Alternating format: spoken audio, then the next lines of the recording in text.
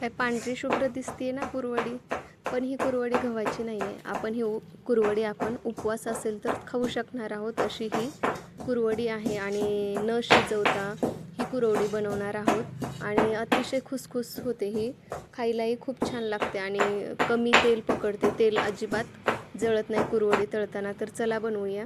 तर त्यासाठी मी एक मोठी वाटी साबुदाणा घेतलेला आहे. तो नॉर्मली आपण साबुदाणा करताना जसा भिजू घालतो तसा घातलेला आहे आणि ह्याला एक 5 ते 6 तास भिजून घेणार आहे. आणि भिजल्यानंतर काय करायचं, एक वाटी शाबू घेतला होता तर आपण याला 2 वाट्या पाणी घेणार आहोत. एका पातेल्यामध्ये हे पाणी टाकायचं आहे, 2 वाट्या पाणी. आणि याला अशी उकळी येईपर्यंत गॅसवर ठेवायचं आहे. जेव्हा पाणी खळखळ उकळेल तेव्हा हा अगोदरच काय करायचं, हा साबुदाणा मोकळा करून ठेवायचा. छान भिजलेला आहे बघू शकता. आणि हे जे उकळलेलं पाणी आहे ना ते या साबुदाण्यावर आपल्याला ओतून घ्यायचं आहे. त्यामुळे काय होतं, साबुदाणा हा शिजून निघतो आणि छान असा फुलतो. आणि हे पाणी टाकलेला साबुदाणा आपण रात्रभर असा झाकून ठेवणार आहोत. पाणी टाकल्या त्याच्यावर झाकण मात्र लगेच ठेवायचं आहे. आणि सकाळी आपल्याला बघायचं आहे तर मस्त असा साबुदाणा फुललेला असतो. जर साबुदाणा थोडाफार कमी पाणी पित असेल तर थोडंफार पाणी यामध्ये शिल्लक राहू शकतं.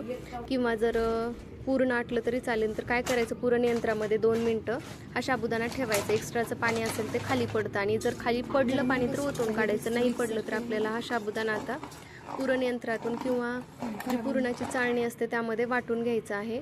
आवश्यकतेनुसार मीठ टाकायचं आहे यामध्ये, बाकी काहीही टाकणार नाही आहे आपण. आणि तुमच्याकडे जो साचा असेल त्या साच्यामध्ये टाकून हा चीक तुम्ही ज्याप्रमाणे आपण गव्हाची कुरवडी बनतो त्याप्रमाणे बनवून घ्यायची आहे. अगदी साधी सोपी आणि खायला खरंच खूप चविष्ट लागणारी ही कुरवडी आहे. जावाजावांच्या किचनमध्ये नवीन असाल तर आमच्या चॅनलला सबस्क्राईब करून तुम्ही आम्हाला सपोर्ट करू शकता. अशा साध्या सोप्या रेसिपी तुम्हाला या चॅनलवर बघायला भेटतील. तर हे चीक थोडा घट्ट आहे त्यामुळे मीठ टाकल्यावर थोडंसं छान मिक्स करून घ्यायचं आहे. कारण आपण हे शिजवलेलं नाही आहे ना, त्यामुळे थोडं जास्त हलवायचं आहे. आणि साच्यामध्ये हे जे आपण साबुदाण्याचं पीठ बनवून घेतलेलं आहे ते बसेल तेवढं घालायचं आहे. आणि कुरवड्या छान बनवायच्या आहेत. कुरवड्या बनवायला जरा उशीर झाला होता, खूप ऊन पडलेलं होतं त्यामुळे जास्त व्हिडिओ शूट झालेला नाही आहे. पण खरंच खूप छान कुरवड्या होतात. तर अशा पद्धतीने नक्कीच करून बघा. कारण याला आपल्याला शिजवायची काहीच मेहनत नाही आहे. फक्त शाबू भिजू घालायचा आणि गरम पाणी टाकायचं आहे. अगदी साधी सोपी आणि एकटे जरी असाल तुम्ही तरीही सहज बनवू शकता. तर बघू शकता वाळल्यावर अतिशय पांढऱ्या शुभ्र कुरवड्या झालेल्या आहेत. थोड्याशा साबुदाण्याच्या पापड्या घातल्या होत्या, त्यात कलर टाकलेला होता, ते थोडे तुकडे यामध्ये उडून आलेले आहेत त्यामुळे हा पिवळा रंग दिसत आहे. अतिशय जाळीदार अशी कुरवडी आपली तयार झालेली आहे. आता आपण ही तळून घेणार आहोत. मी तुम्हाला तळून दाखवते किती फुलते ही कुरवडी बघा. एकदम छोटी आहे पण एक कढईत जेवढं तेल टाकलेलं आहे तेवढ्या तेलामध्ये ही कुरवडी छान फुलते आणि अतिशय खुसखुशीत लागते. तर अशा पद्धतीने उपवासाची कुरवडी पण तुम्हाला आता बनवता येणार आहे. अतिशय सोपी रेसिपी आहे. नक्कीच या पद्धतीने बनवून बघा आणि कशी झाली हे कमेंट करून सांगायला विसरू नका. तर अशा पद्धतीने मी आता कुरवड्या तळून घेणार आहे.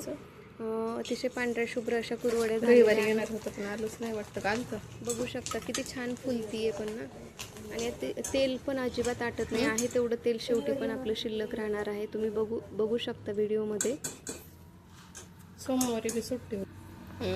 किती फुललेली आहे कुरवडी बघा. आणि अतिशय पांढरी शुभ्र अशी तयार झालेली आहे कुरवडी.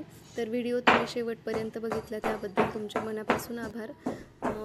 कसा वाटला व्हिडिओ हे कमेंट करून सांगायला विसरू नका. बघा अतिशय खुसखुशीत लगेच तुटते आणि कडक वगैरे काहीच झालेली नाही आहे. तर नक्कीच ट्राय करा. चला भेटूया नवीन